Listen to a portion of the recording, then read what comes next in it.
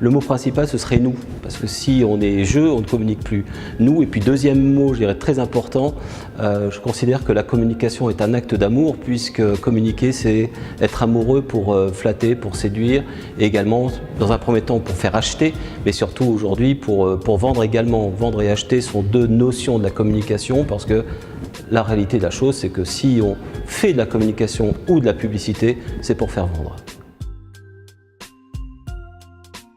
Ma formation de base, puisque je suis issu d'une école supérieure de commerce en marketing, gestion, il est impossible d'oublier la communication qui est un axe prioritaire du marketing. Sans marketing, il n'y a pas de communication. Il faut être un très bon marketing pour être très bon en communication, et j'irais presque vice-versa. Mais communiquer, c'est la vie, c'est du bonheur.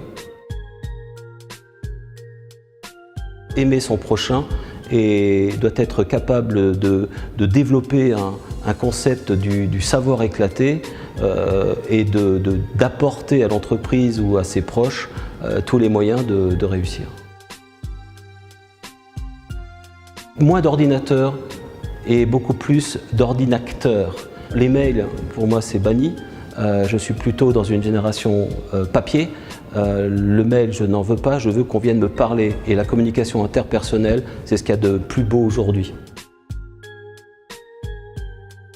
Oui, énormément, puisque vous savez que les budgets de communication sont en hausse, non pas sur les masses médias sont plutôt en récession, mais plutôt sur tout ce qui concerne les nouvelles technologies d'information et de communication.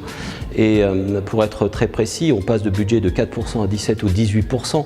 Et quand on voit Renault qui est passé à 80, sur un budget de 400 millions d'euros, ils font 80 millions d'euros sur tout ce qui est web, digital, numérique, etc. On embauche dans la communication, on embauche toujours des bons.